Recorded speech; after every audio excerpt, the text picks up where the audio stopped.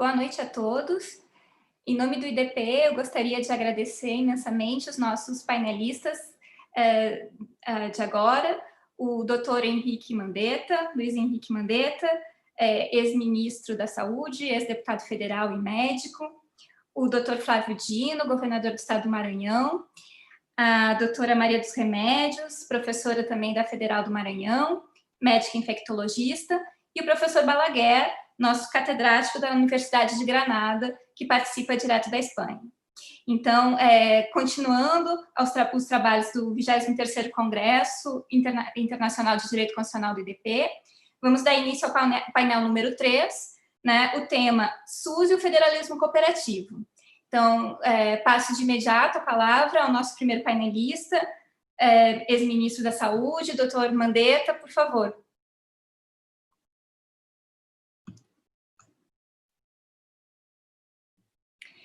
Doutor Mandetta, o seu microfone. Eu sou obediente, você falou desliga o microfone, desliguei, esqueci de religá-lo. Muito obrigado à nossa comissão organizadora pelo convite do Instituto do IDP, 23º Congresso do IDP, na matéria constitucional. É uma honra estar aqui junto com o governador Flávio Dino, ele que é uma referência também em todas essas questões de constitucionalidade, tem larga experiência nas comissões de Constituição e Justiça, e vive o executivo do Estado do Maranhão, onde esse pacto federativo se dá de uma maneira muito intensa. E a minha colega, a doutora Maria dos Remédios, que tem a vivência da epidemiologia, da atenção primária, da vida dos municípios em relação ao sistema de saúde. Então, tenho certeza, e mais o olhar do colega da Espanha, tenho certeza que a gente vai fazer uma boa mesa. O SUS é um desafio geracional. Ele não é uma sentença constitucional fria que, a partir da sentença, fôssemos tal qual Gênesis, faça-se a luz e a luz se fez. Não será assim. Ali, quando o Constituinte aprovou saúde é um direito de todos e um dever do Estado, nós rompemos com quase 500 anos de um sistema onde a filantropia se ocupava da misericórdia para atender dois tipos de brasileiros, os pagantes e os indigentes. A palavra indigente, ela vem para caracterizar o brasileiro sem posses, sem plano de saúde, sem condição financeira e que iria em direção à misericórdia. E essa misericórdia alicerçada nas obras, a principal delas, pela Igreja Católica, das Santas Casas de Misericórdia Brasil afora. Quando o Constituinte aprova esse texto constitucional, ele diz para as gerações que chegam: agora construam o sistema. Estão dadas as pré-condições constitucionais e, a partir daquele momento, inaugura-se o nosso Sistema Único de Saúde, que, para cumprir a máxima constitucional de direito de todos e dever do Estado, o legislador, então, coloca que o nosso Sistema Único de Saúde iria se debruçar sobre esse desafio, ancorado em 3 princípios: a universalidade, a integralidade e a equidade. Os 2 primeiros princípios foram rapidamente absorvidos pelo campo jurídico. Universalidade para todos, integralidade tudo. Fizeram uma tradução rasteira, pequena, os nossos entes não conseguiram dizer, na luz da lei, qual é o nosso conceito de integralidade, o que é que o Brasil entende por integralidade, e nós passamos, por conta desse conceito de integralidade, a ser um dos sistemas que, juridicamente, a indústria de medicamentos, órteses e próteses tem a maior predileção, porque nós não temos, no nosso arcabouço jurídico, uma agência tal qual tem a Inglaterra, que tem a NICE, que coloca que, para entrar alguma tecnologia nova dentro da Inglaterra, essa agência faz primeiro a avaliação não só técnica, científica, como é o caso aqui, quem pede registro na Anvisa, mas faz também de orçamentária, de equilíbrio do sistema de saúde, da pertinência do sistema de saúde e dos consensos. E a essas decisões dessa agência inglesa não cabem ações judiciais, porque o judiciário é parte, trabalha junto com essa agência. Por conta desse conceito de universalidade e integralidade, a judicialização da saúde ela vem num gráfico absurdamente acentuado, um gráfico abrupto, aonde o pacto federativo é estressado em cada ação impetrada e em cada decisão judicial concedida. Nós tivemos agora, recentemente, uma súmula no STF que falava que, se um determinado medicamento tivesse pedido registro na Anvisa e, por 180 dias, ela não tivesse se manifestado, os juízes de primeira instância já poderiam dar as suas sentenças sobre aquela determinada droga. E a terapia gênica, que é um método de alterar o DNA, é o medicamento hoje mais caro do mundo. É um medicamento que chega à casa aí de $1,5 milhão por paciente. Então, se a gente está falando de dólar a R$5, nós estamos falando de 7,5 milhões a 8 milhões por paciente. A doença é a atrofia medular espinhal, típica de crianças. Nós temos mais ou menos 1.500 pessoas no Brasil, é uma doença rara, com essa patologia. Se os 1.500 entrarem na justiça, vezes 8 milhões, nós teremos 12 bilhões para atender somente essas 1.500 pessoas. E como tem o nascimento de 200 por ano, nós teremos ad eterno esta conta. E o terceiro princípio, que é o da equidade, para balizar o Pacto Federativo, que é tratar diferente para atingirmos a igualdade, ele fica relativizado, ninguém quer colocar luz no princípio da equidade. E essa luz ela fica aqui do lado, e os gestores, no caso, a União, os estados e os prefeitos, vão tentando, com os seus orçamentos, tentando encontrar um ponto de equilíbrio nessa questão.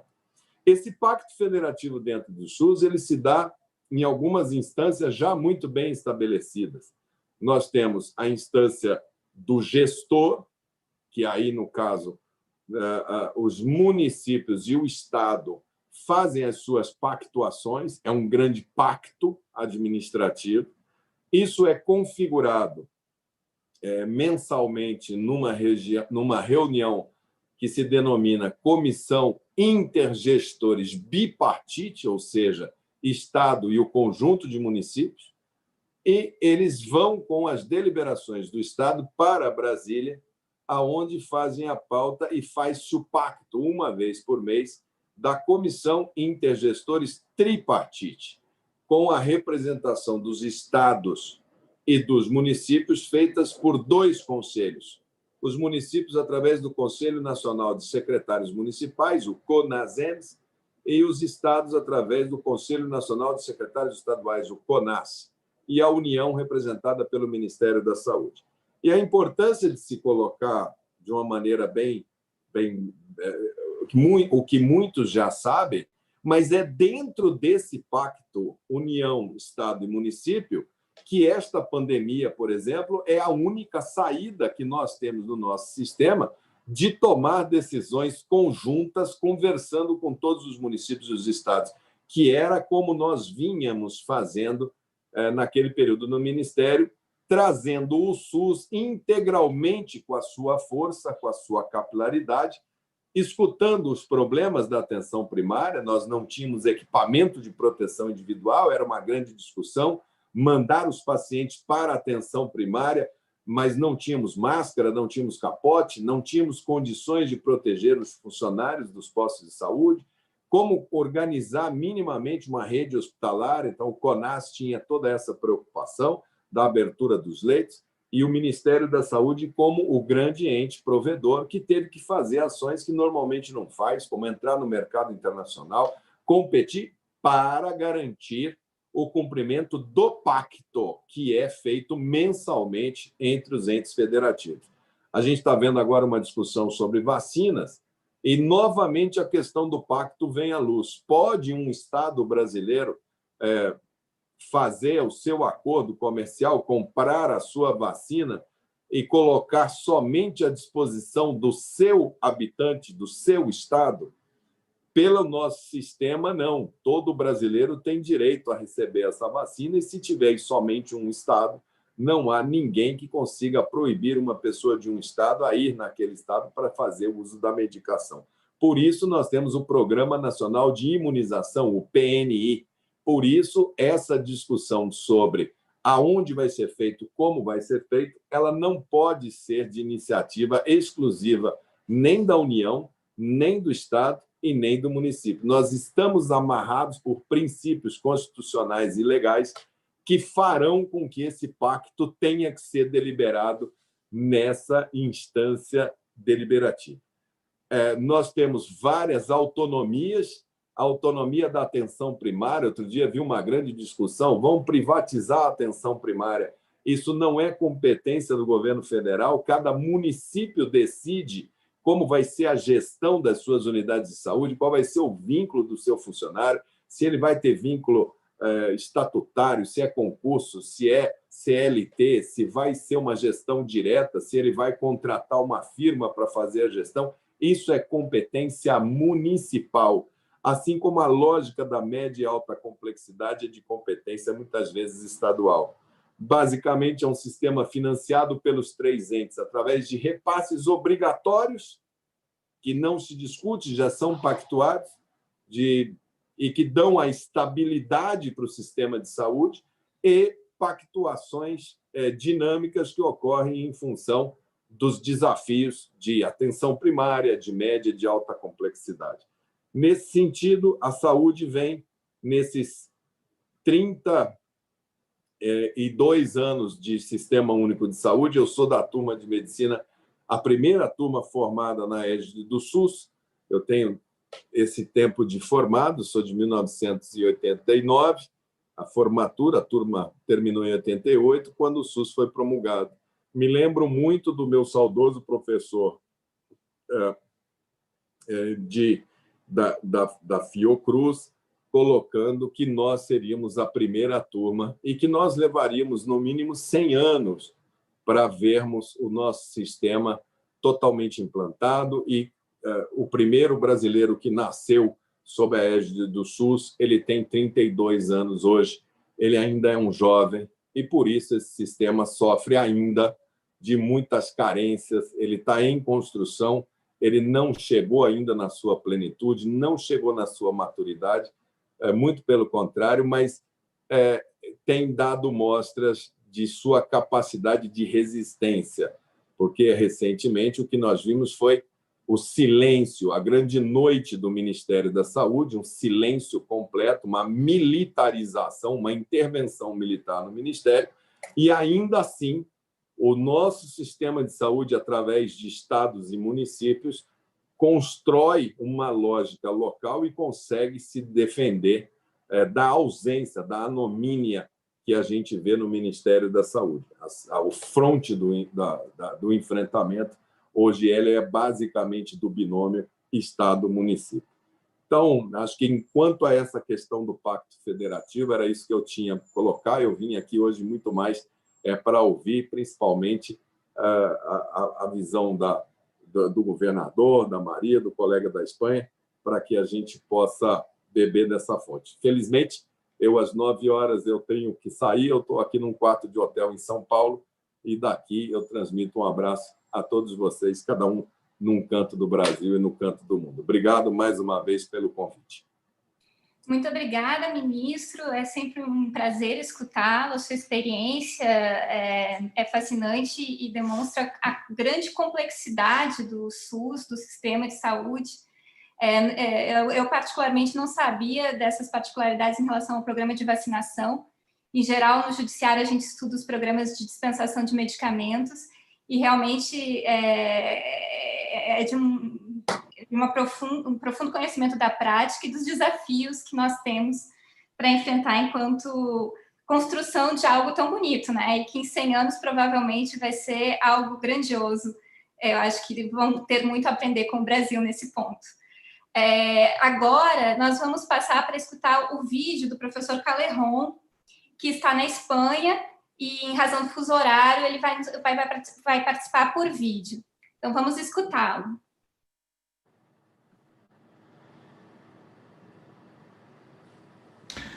Boa tarde.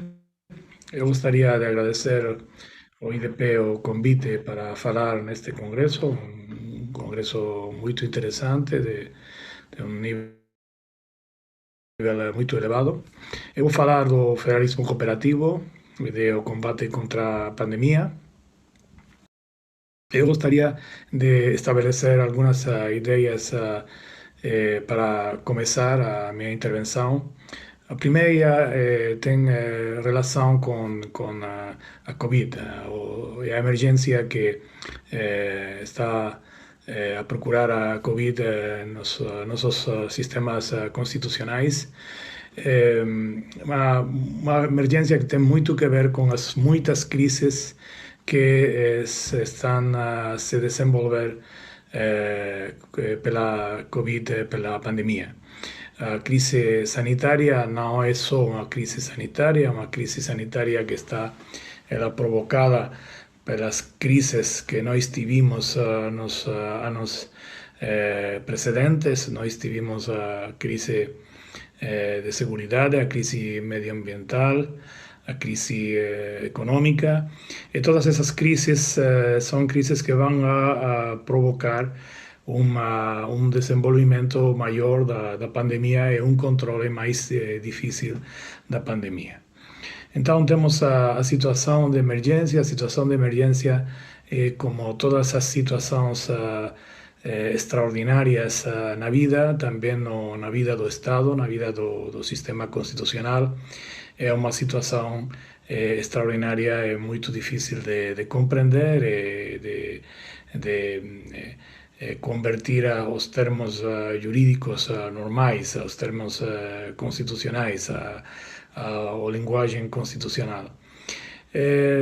Primeiro de tudo, quando nós temos uma situação de emergência, nós temos uma alteração do sistema social, político, econômico e mesmo uma alteração do sistema constitucional. Temos que compreender isso, porque senão não podemos compreender as dificuldades que, do ponto de vista jurídico e constitucional, nós tivemos para compreender o modo de fazer um combate mais efetivo da crise sanitária.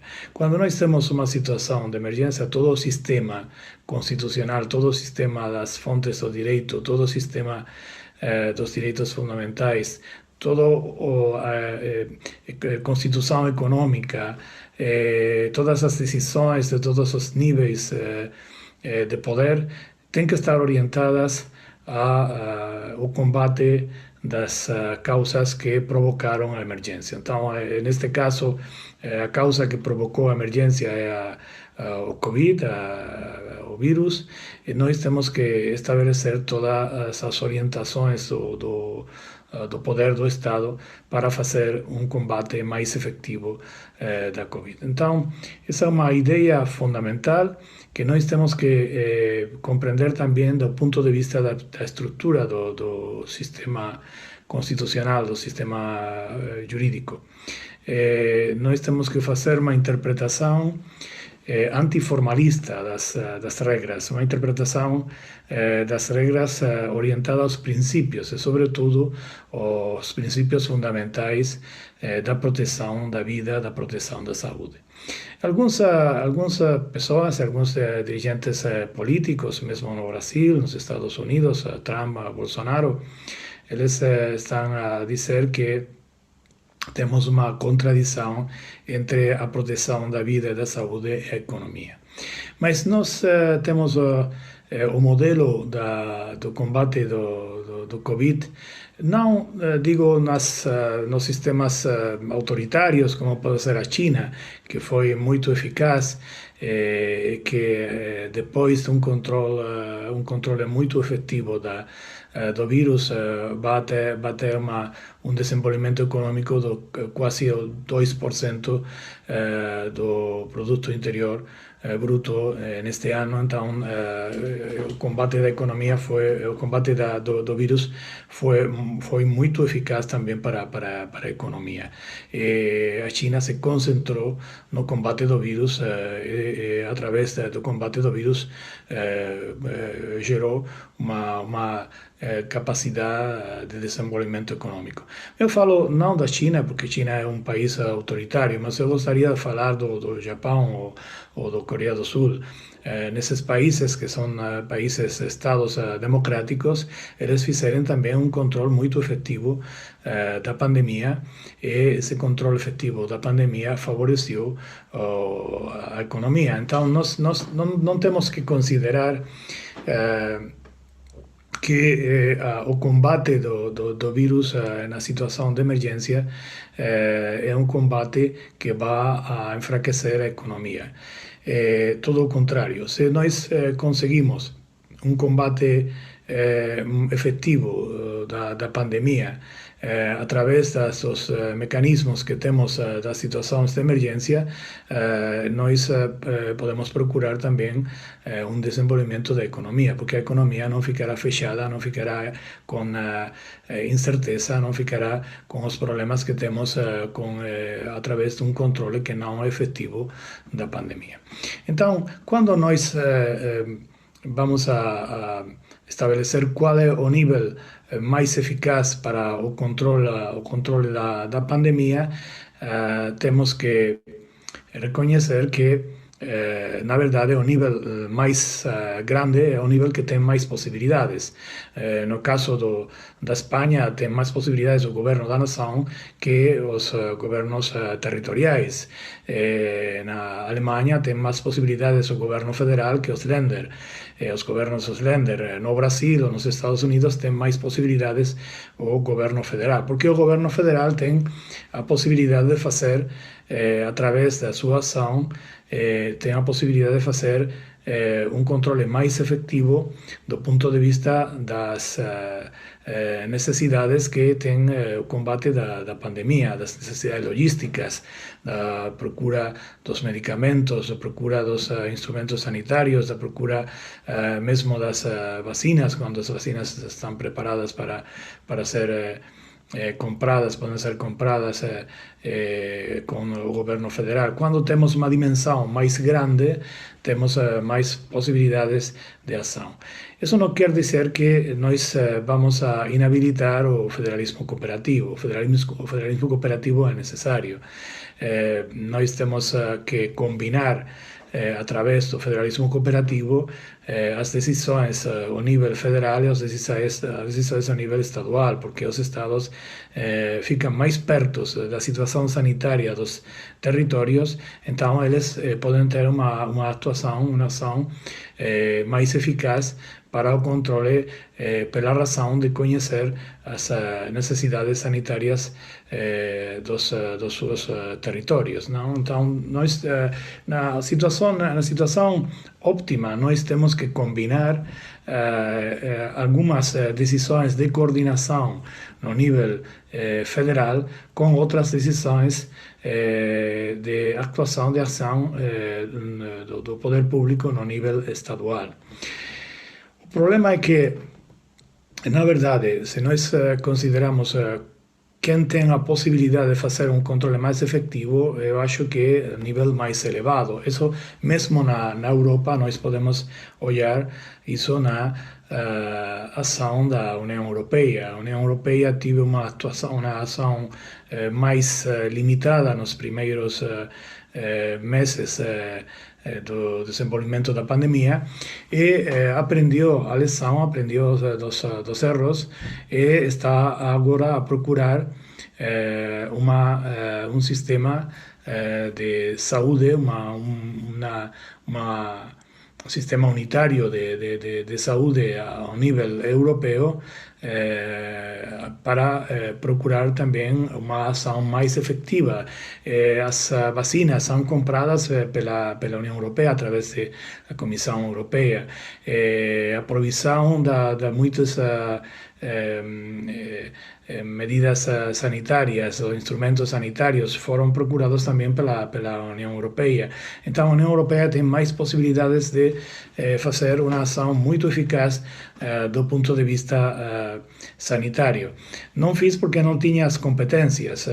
As competências europeias são muito limitadas, então o que vai procurar a Comissão Europeia através dessa iniciativa da União de Saúde Europeia reformar as coisas que sejam necessárias para procurar mais competências da União Europeia do ponto de vista da saúde, mas sobretudo do ponto de vista das situações de emergência.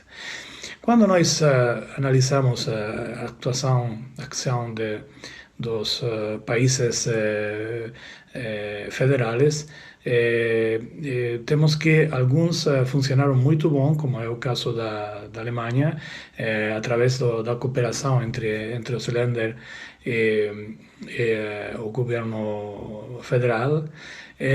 Outros não federais, mas com os mesmos princípios da descentralização territorial, a Itália e a Espanha tiveram alguns problemas pela conflitividade política, pelas razões da interferências do pluralismo político no pluralismo territorial. Então, alguns governos autonômicos estão a fazer política com a pandemia. O caso de Madrid é o caso mais evidente, a fazer política para fazer a oposição ao governo central. Isso, naturalmente, não é uma coisa positiva do ponto de vista do combate da pandemia, onde todas as forças têm que ser unificadas para o controle da pandemia. No caso do Brasil, no caso dos Estados Unidos, nós olhamos a situação muito diferente. São os governos federais, os presidentes dos Estados Unidos e do Brasil, que fizeram mais política contra o combate da pandemia. Mesmo neste congresso temos o antigo ministro da Saúde do Brasil, que a sua demissão foi provocada pelos motivos que ele estava a fazer um combate muito sério, muito rigoroso, muito adequado contra a pandemia, e o presidente não gostava dele pelas intervenções que ele estava a fazer para o controle da pandemia. Nos Estados Unidos a situação é diferente, porque o presidente não gosta mesmo do Fauci, do pessoa que tem a função do controle da pandemia, mas é uma autoridade independente, então ele não tem a capacidade de procurar a sua demissão. Uma reflexão que nós podemos fazer para o futuro a mesma União Europeia está a estabelecer uma autoridade independente ao nível europeu. Se as situações de emergência não são melhor controladas através de autoridades independentes que têm uma relação com as decisões científicas, as decisões do campo dos profissionais da saúde, e não através de decisões políticas, quer dizer, partidistas, que podem ser decisões muito ruins para o controle da pandemia. Então, é uma reflexão que nós podemos fazer. Mas se nós consideramos as possibilidades do federalismo cooperativo, como um federalismo cooperativo, o Brasil, os Estados Unidos, como o modelo da Alemanha, poderia fazer muito para o controle da pandemia. Na verdade, nós não podemos dizer que, mesmo se o controle mais efetivo do ponto de vista federal, do ponto de vista do nível mais elevado, não poderíamos dizer que temos que transitar, que caminhar para uma organização mais centralizada. Porque a experiência dos diversos países do mundo está a mostrar que é melhor a dialética de cooperação, se a cooperação é possível, mas se a cooperação não é possível, é melhor que os diferentes níveis de poder tenham a possibilidade de fazer as suas faculdades, as suas competências. Se nós pensamos no Brasil sem a labor, o trabalho que fizeram os estados para o controle da pandemia, a pandemia seria, embora mais terrível, porque o nível federal, depois da demissão dos ministros profissionais de saúde, não está a fazer o seu trabalho ao mesmo nível que fizeram alguns estados. Então, é muito importante que as lições que nós temos que fazer do ponto de vista do direito constitucional é que o pluralismo territorial, mesmo se às vezes pode ser não funcional em algumas situações, é um valor positivo porque através do pluralismo territorial nós temos diferentes centros do poder e quando um centro de poder não funciona como deveria funcionar, temos outros centros de poder que podem suplir as deficiências. Mas do ponto de vista do ideal do controle da pandemia, o ideal é naturalmente o federalismo cooperativo, onde todos os centros de poder têm que fazer o seu trabalho para a preservação da saúde e da vida das pessoas. Muito obrigado.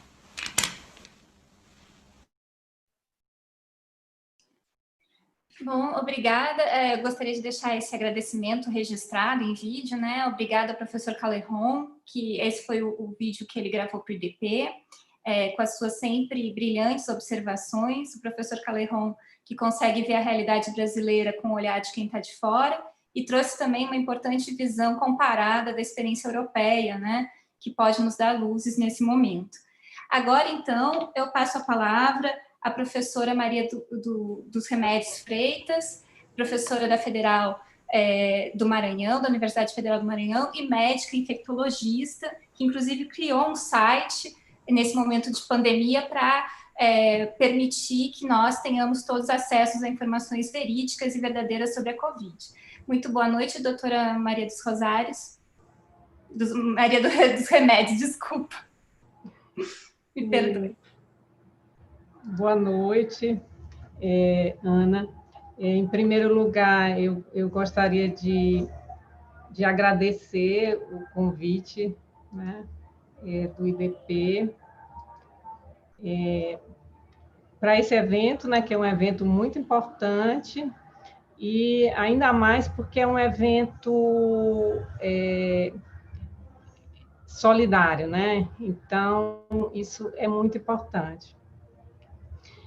Eu queria falar um pouco assim dessa pandemia, que algumas situações me angustiam muito em relação a essa pandemia. Uma é porque a pandemia ocorre numa crise econômica e essa pandemia piora ainda mais essa crise econômica, e isso provavelmente vai ter um impacto de vários anos. E essa pandemia ela afeta de maneira desproporcional, muito desproporcional, a pobreza, e especialmente pardos e negros, isso a gente tem visto nos dados de mortalidade, de adoecimento, etc. E a consequência disso é uma queda, né, na mobilidade social descendente, várias pessoas caindo para as faixas de renda menores, num país que já tem uma desigualdade social muito grande. Então, considerando os princípios do SUS, né, que o doutor Mandetta falou muito bem, que ele conhece muito bem, tem muita vivência do SUS, né, eu gostaria de ficar um pouco na questão dos três princípios, universalidade, equidade e integralidade. Eu gostaria de ficar na equidade, né? E só lembrando que o conceito da equidade, à luz do Estado brasileiro, significa tratar o diferente de modo diverso em busca da igualdade de direitos na perspectiva da justiça social.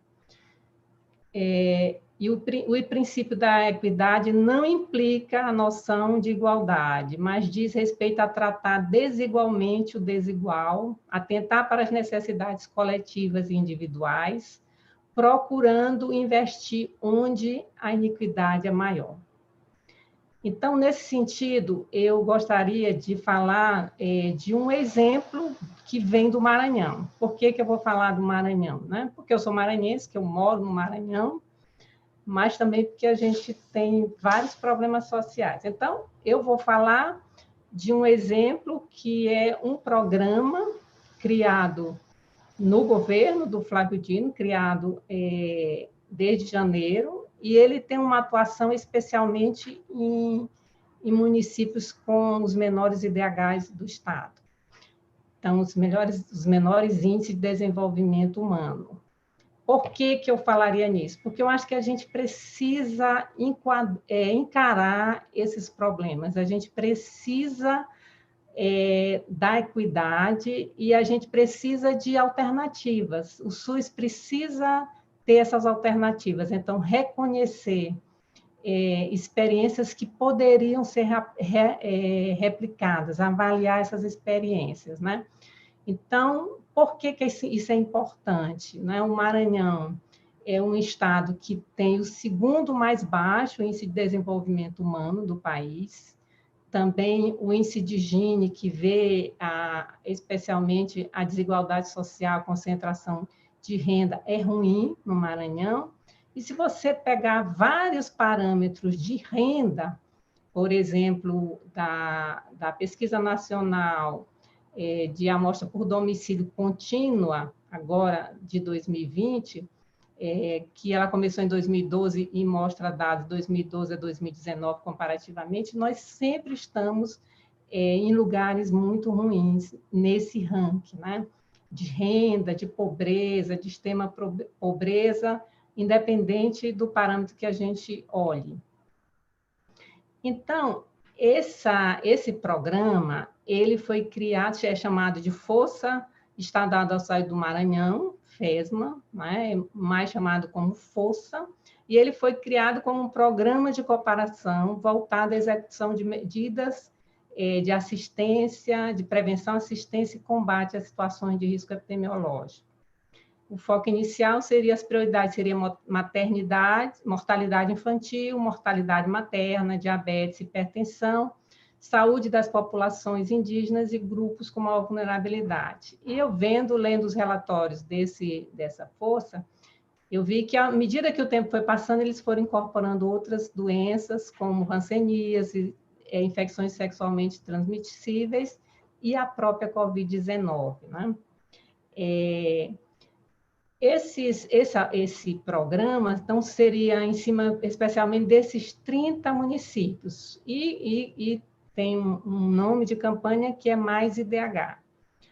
Obviamente que você não vai conseguir melhorar o IDH com um programa de saúde, porque o IDH, ele tem 3 componentes: a educação, média de anos de educação de adultos, expectativa de anos de escolaridade para crianças na idade de iniciar a vida escolar, a longevidade, a esperança de vida ao nascer e a renda. Então, obviamente que ele não vai conseguir isso, não vai conseguir melhorar a IDH a partir de um programa desse. Mas isso é um exemplo de atuação de federalismo cooperativo, de atuação da Secretaria de Saúde do Estado com os municípios.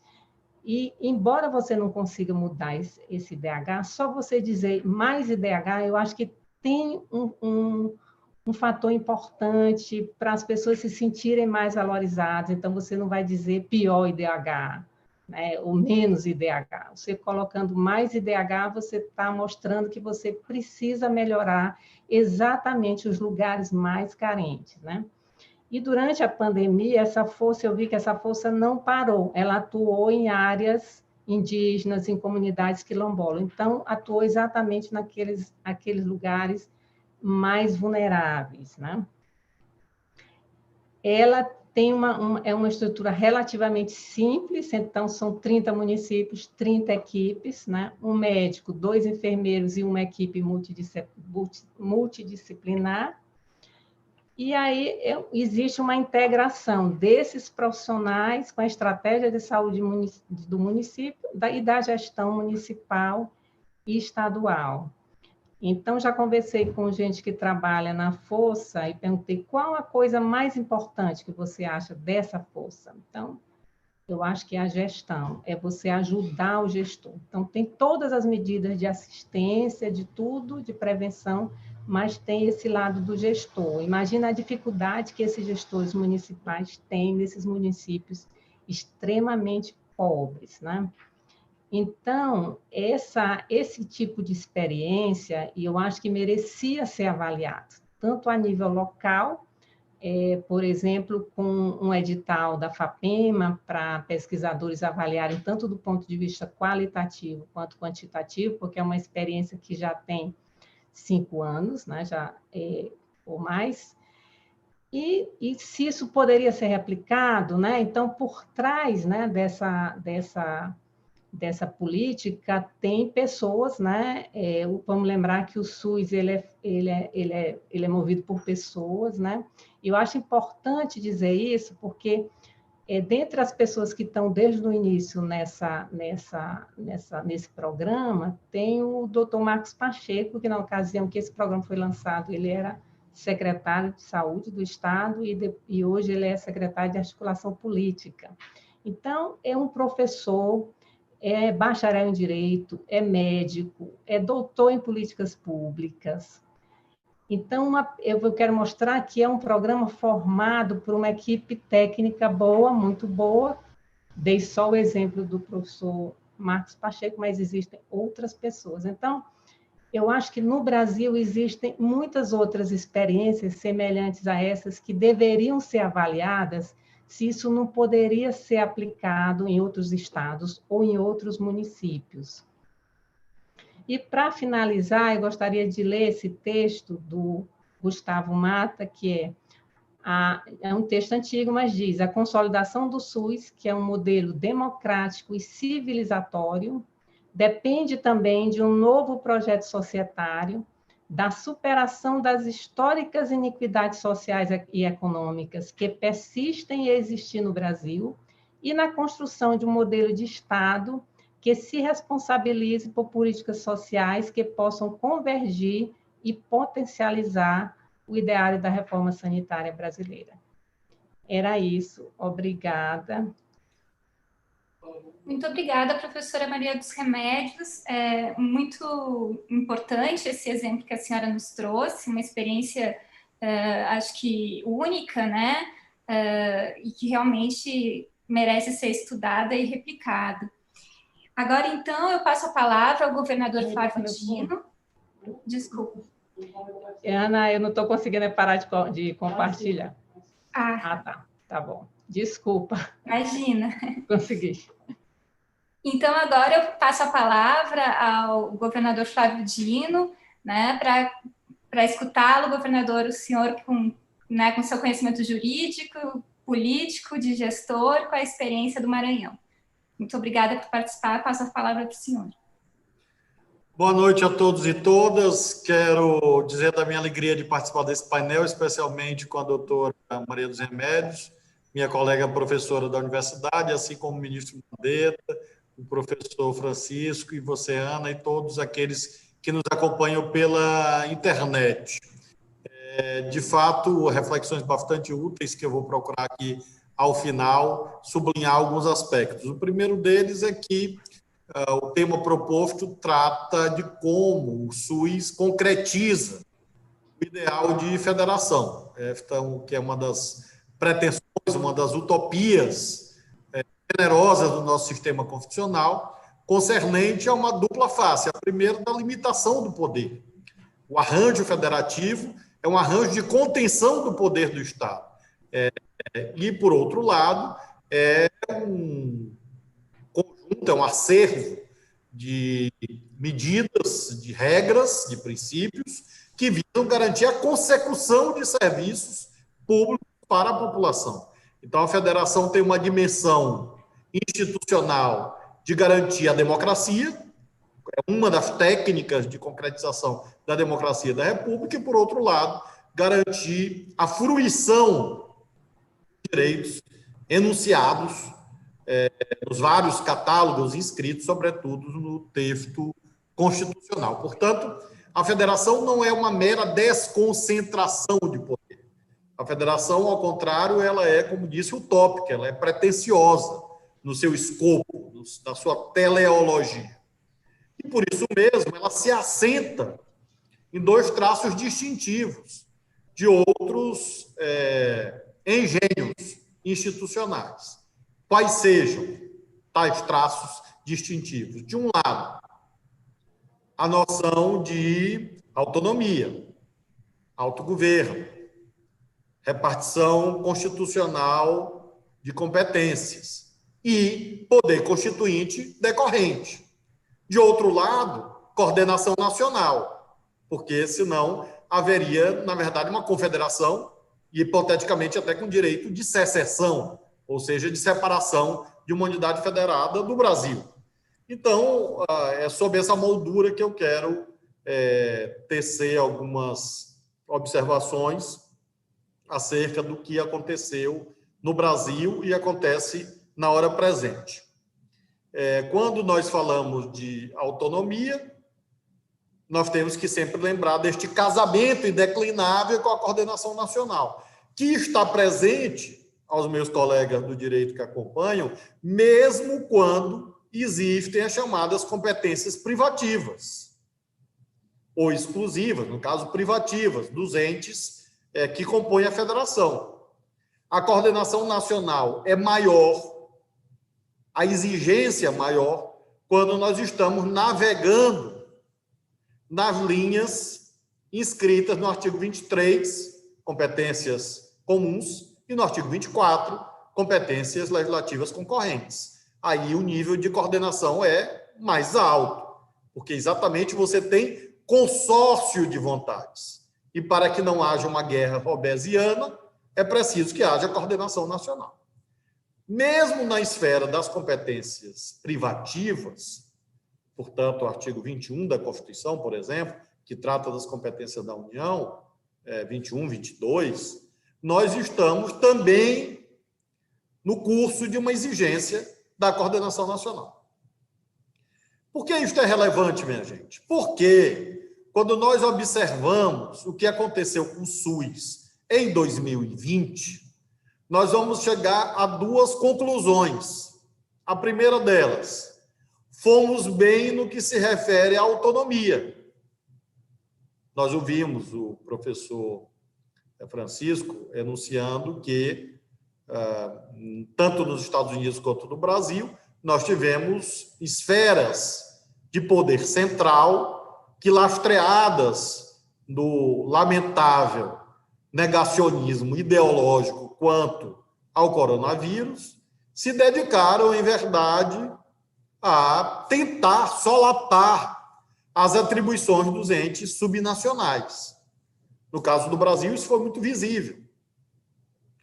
Isto está presente, por exemplo, no fato do Estado do Maranhão ter ingressado com uma ação no Supremo Tribunal Federal contra a União, porque esta, usando o seu poder de requisição constante do artigo 5º, inciso 25 da Constituição, requisitou bens públicos estaduais, quando nós sabemos que a dicção constitucional alude exclusivamente à propriedade privada.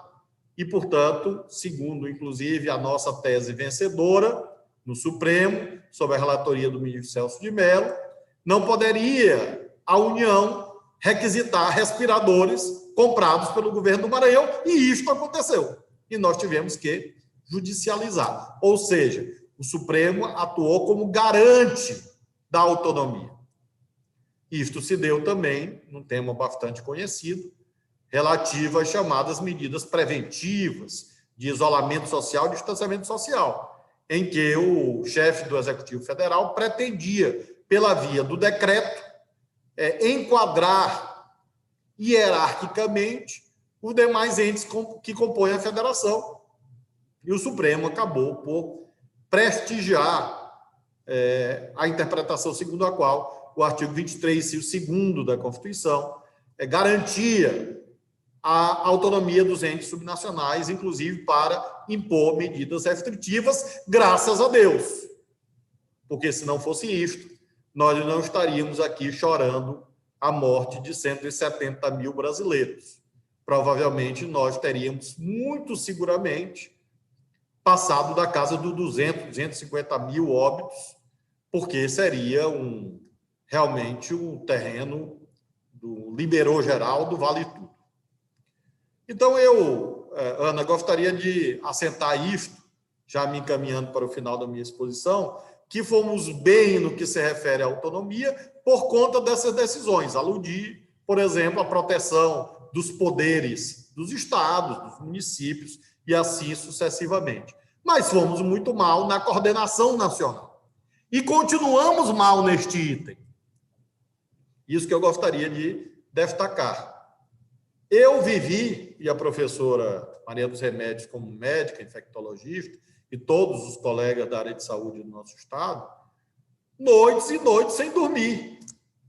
Porque quando chegou no mês de março, a narrativa foi a seguinte: o coronavírus está chegando. Ninguém sabe de que modo, mas está chegando. Muito bem, você vai... Desde janeiro, em verdade, nós já tínhamos o nosso plano de contingência e chegamos à conclusão de que precisávamos de providências complementares, entre as quais a aquisição dos famosos respiradores. Ora, se era uma demanda no mercado internacional, havia uma ideia de que o governo federal iria se ocupar disto. Como o presidente dos Estados Unidos, Donald Trump, enviou aviões públicos, aviões da Força Aérea, buscar materiais, equipamentos, insumos de saúde na China. O governo brasileiro, infelizmente, nada fez sobre isso.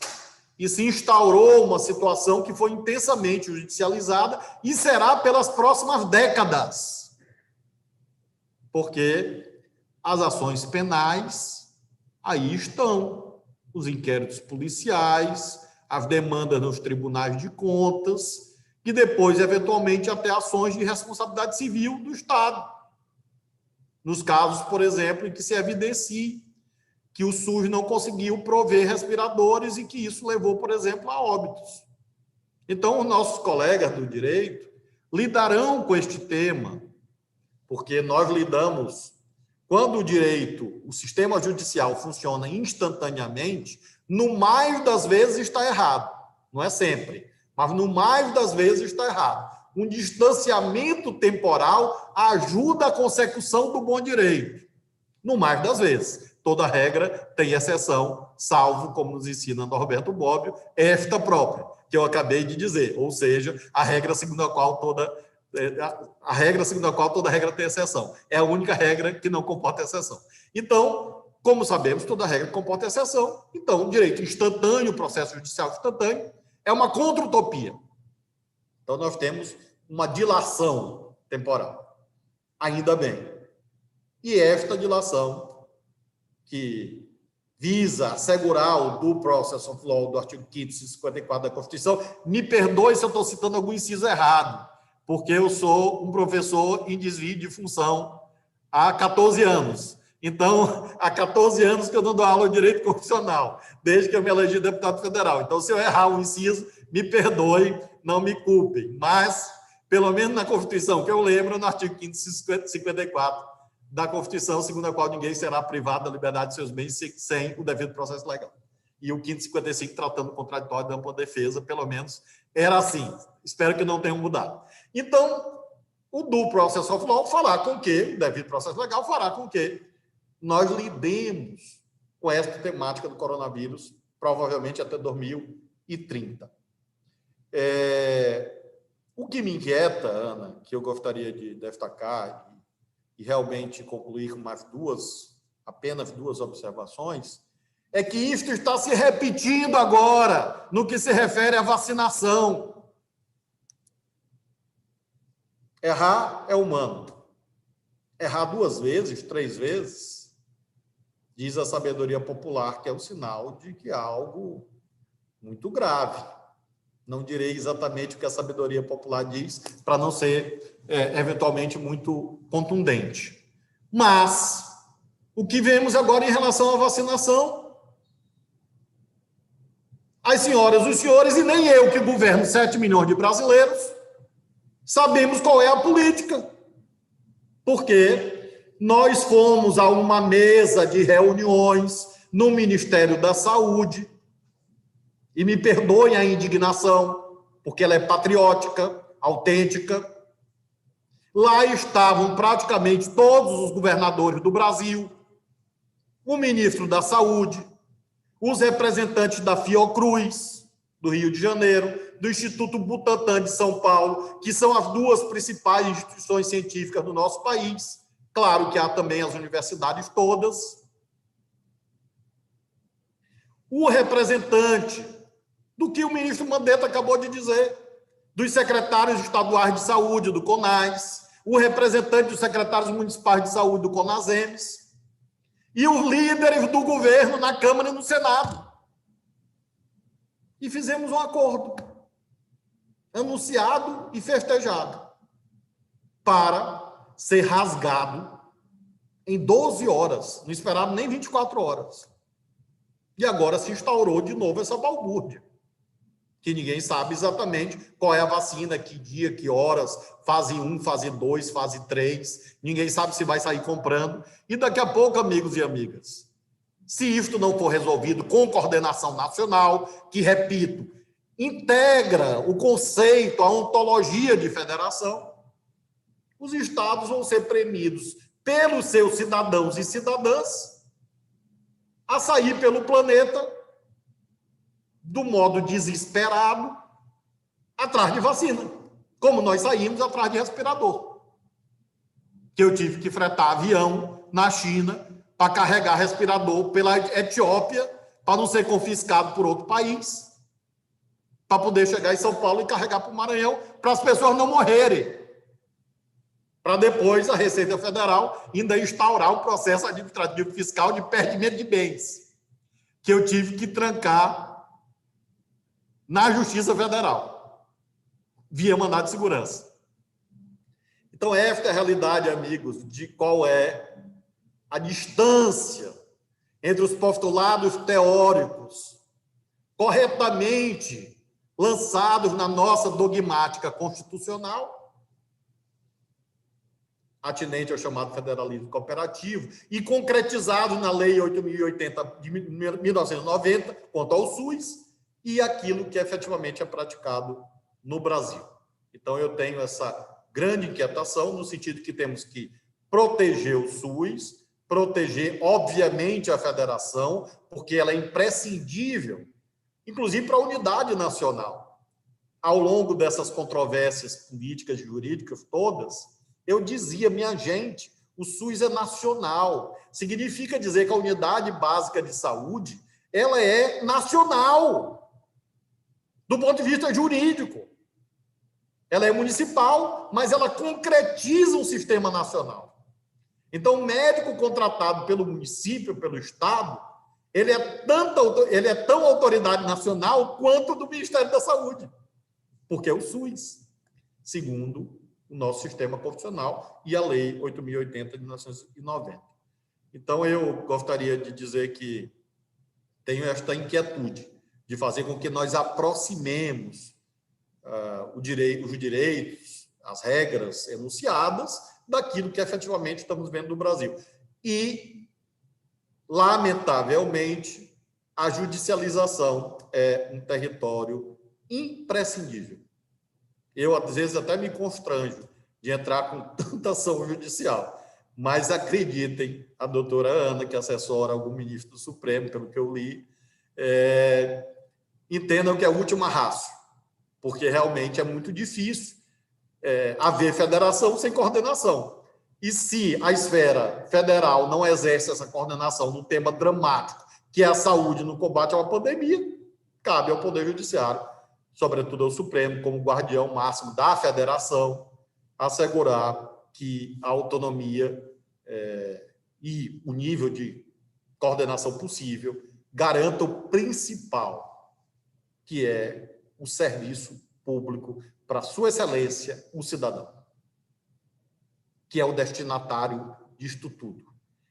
É óbvio, mas as obviedades têm que, às vezes, ser sublinhadas para que nós não nos percamos na floresta dos nossos saberes. Nossos saberes não são adereços, não são enfeites, não são disputas retóricas. Só ganham vida e sentido quando elas conseguem garantir que as pessoas vivam bem. Esse ano de 2020 foi o mais difícil da minha vida profissional. 31 anos como servidor público, nos 3 poderes do Estado. Foi o ano mais difícil da minha vida profissional. E espero que 2021 seja melhor para o Brasil e para nós todos. Muito obrigado. Obrigada, governador. Governador, uma vez professor, sempre professor, nos ensinando e nos lembrando, né, uma importante, fazendo uma grande advertência, na verdade, né? Os problemas jurídicos estão só começando, ainda teremos muitos anos para resolver juridicamente esse imbróglio do ano de 2020, que eu acho que foi o pior ano para todos nós, né? Cada um com as suas dificuldades, mas um ano muito, muito difícil de grande superação. Eu gostaria de fazer uma pergunta, se os senhores me permitem, tanto para a doutora Maria dos Remédios, quanto para o governador Flávio Dino. Nós estamos vendo na imprensa muitos falarem numa segunda onda. É um pouco o que o professor Caleron relatou, né? O professor Balaguer relatou em relação à vivência europeia agora. Alguns dizem que talvez o Brasil já esteja nessa segunda onda, que vai emendar a primeira na segunda onda, ou que é uma grande onda no Brasil.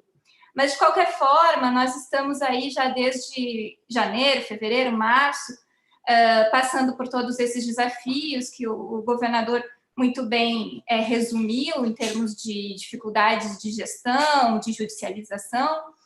E aí eu gostaria de saber dos senhores se para o futuro, se nesses próximos meses vem o Brasil a entrar numa segunda onda ou não, se essa experiência toda da judicialização, das dificuldades enfrentadas, trouxeram algum aprendizado, se nós teremos desafios novos numa possível segunda onda, tanto em relação à gestão, à cooperação, desafios de políticas, ou se seriam, na verdade, voltar e reforçar as mesmas já tomadas, né? E dentro, o governador, do que o professor Balaguer nos falou, o senhor que costuma dizer que o SUS é a joia do nosso federalismo, os nossos estados e municípios teriam alguma forma de suprir a ausência de coordenação da União? Então, enfim, são algumas das minhas inquietudes que eu compartilho com os nossos painelistas. Enfim, não sei quem quiser, se alguém quiser responder. Doutora Maria dos Remédios? Posso falar? Então, independente, o que a gente está vendo mesmo é o aumento dos casos, né? E, assim, essa discussão, se é uma segunda onda, assim, considerando se caiu o suficiente para aumentar de novo, você considerar uma segunda onda, ou se você está simplesmente numa onda que chegou num platô e, de repente, ela aumentou de novo, teve um repique, né? Isso pode ser até uma discussão importante para os epidemiologistas, mas eu acho que, assim, que na prática o que a gente está vendo é isso mesmo, é um aumento de casos, né? Especialmente nesse momento a gente está vendo entre as pessoas de classe média, né? Pessoas, então, que saíram de casa, que estavam respeitando o confinamento, que saíram mais de casa, e aí começaram a ter mais eventos, mais festas, mais encontros. Teve o elemento aí também da eleição, né, que contribuiu, da campanha, muito, né, porque realmente não tem como fazer campanha sem ter aglomeração e sem quebrar as medidas recomendadas para evitar a transmissão. E tem esse elemento do jovem, né, que sempre é colocado como aquele que sai, que se contamina e que volta, né? Então, realmente, a história, como foi a primeira onda, a gente viu como foi, e agora, aparentemente, tudo se repete, como aconteceu já na Europa, nos Estados Unidos e aqui no Brasil novamente. Eu acho que fica muito mais complexo nesse momento, porque as pessoas já tiveram muitas dificuldades no confinamento na primeira onda, fazer um novo confinamento. Quando a gente fez o primeiro confinamento, a gente não tinha noção de quanto tempo ia durar, né? E muitas pessoas tiveram muitos impactos emocionais, financeiros, econômicos e etc. Então, o reconfinamento nesse momento vai ser muito mais problemático, como a gente viu também na Europa, mais necessário antes da gente ter vacina. Agora, realmente o que o governador falou é muito sério, porque realmente nessa pandemia o principal problema que a gente teve foi a falta de coordenação nacional. Por mais que os governadores se esforçassem, formassem o consórcio, isso não, também o CONASEMES e várias entidades tentassem ter alguma liderança, não substitui a liderança do governo federal, né? Isso é um problema que não é um problema da saúde, é um problema que tinha que estar na coordenação no gabinete da presidência da República, né? Então, a gestão de crise tinha que estar lá dentro para coordenar isso e tentar resolver da melhor maneira possível, né? Então, isso realmente você sente essa falta, mas eu acho que, assim, a luz no fim do túnel é a vacina. Então, a gente tem notícias muito boas de várias vacinas, né? Então, se a gente conseguir vacinar essa população no primeiro semestre do ano que vem, você tem chance de ver essa pandemia acabar.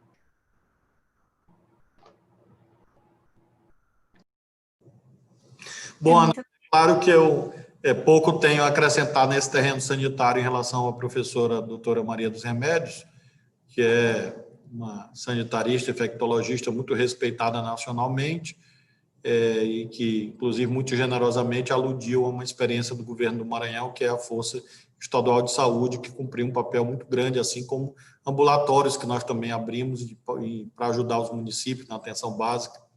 Então, de fato, todos nós tivemos que nos superar, inclusive transpor certas fronteiras lançadas na própria Constituição, na Lei 8.080. Eu, de fato, Ana, tenho falado do SUS como a joia do federalismo brasileiro, porque de todas aquelas competências elencadas no artigo 23 das ditas competências comuns, em relação ao SUS, foi aquela que mais avançamos. No terreno da educação, temos também uma experiência muito virtuosa, que é o Fundeb. Fundef, inicialmente, depois Fundeb, que já tem 14 anos. Começou em 1996 como Fundef, e depois Fundeb em 2006 e novo Fundeb agora. Portanto, já são 14 anos de federalismo cooperativo no terreno da educação.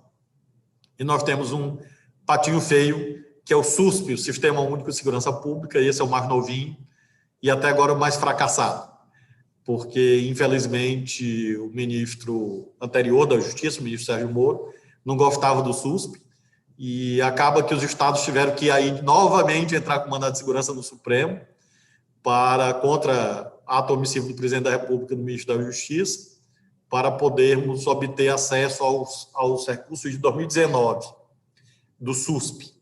Então, eu sempre aludo o SUS como uma referência para o Fundeb, que é mais recente, e agora para o Sistema Único de Segurança Pública, que é uma grande necessidade. Acho que em torno desse tripé, os interessados pelo tema do federalismo, é interessante que percorram, inclusive, termos comparativos, como nós conseguimos avançar mais no terreno e no outro. É claro que é natural, porque o SUS é mais antigo, na verdade, ele antecede a Constituição de 88, porque ele data da Conferência Nacional de Saúde realizada em 1986. Professora Maria dos Remédios me corrija se eu estiver errado.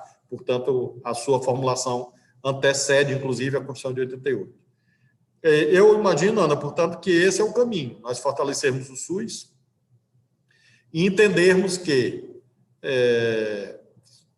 essencialmente, o Congresso Nacional e o Supremo têm um papel imprescindível.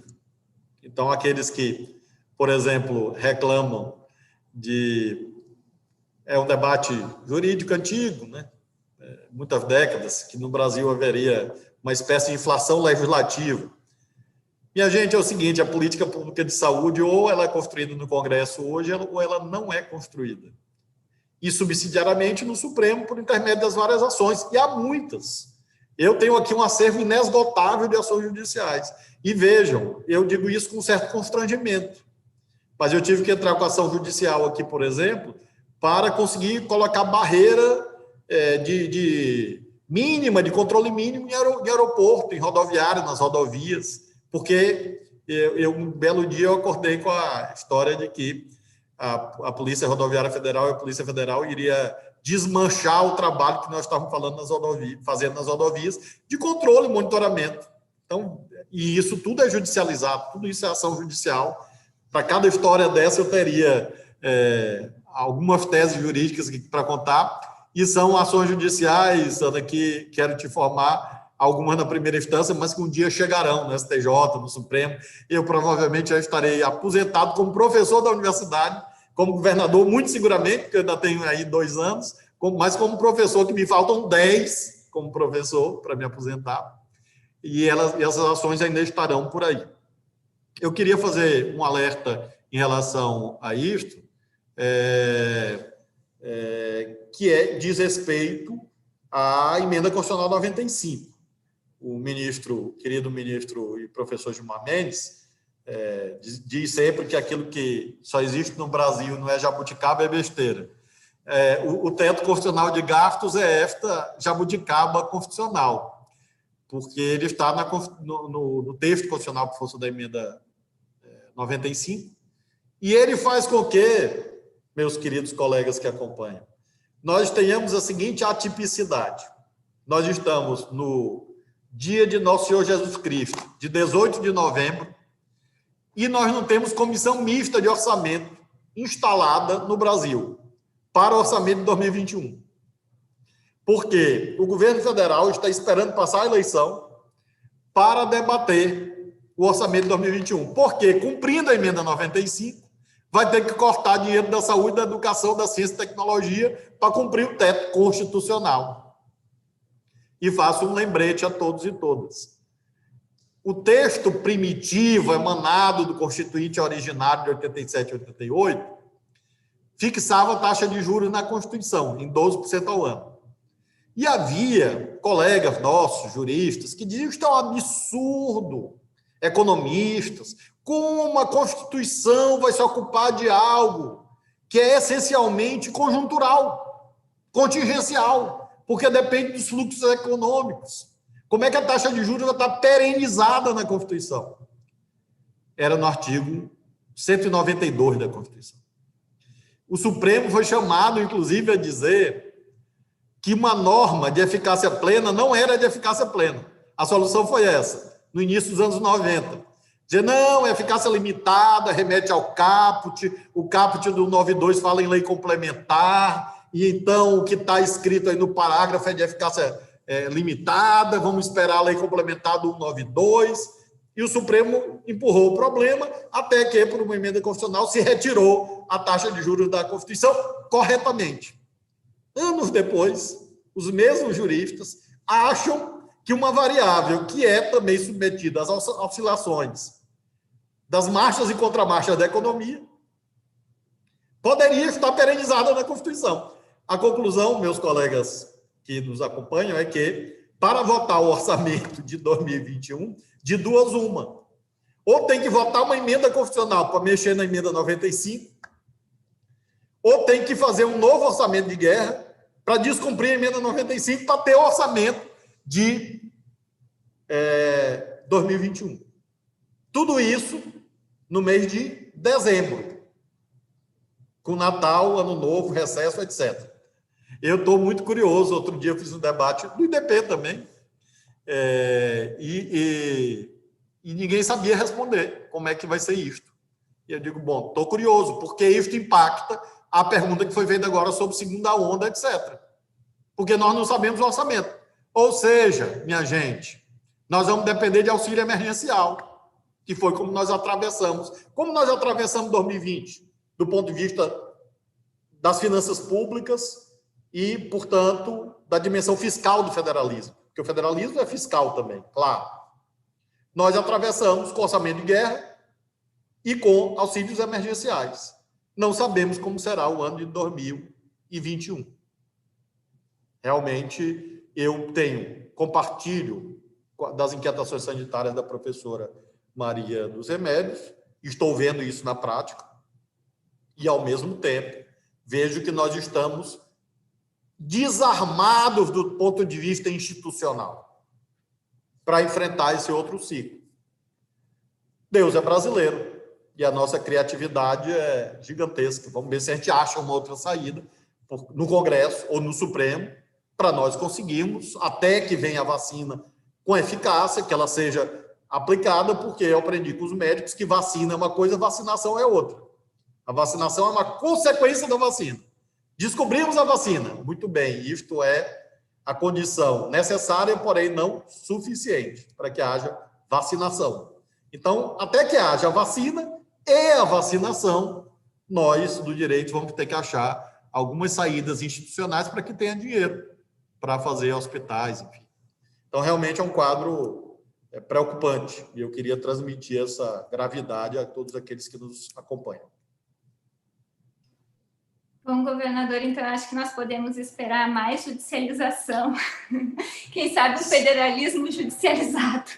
Seguramente, eu não queria desanimar a senhora e todos aqueles que nos acompanham, mas eu acho que, de modo inevitável, a gente vai ter mais uma enxurrada de ação judicial, aí o debate no Congresso e depois ações judiciais para achar saídas fiscais, financeiras e para encontrar respostas a outros tantos problemas que a professora Maria dos Remédios até aludiu. Né?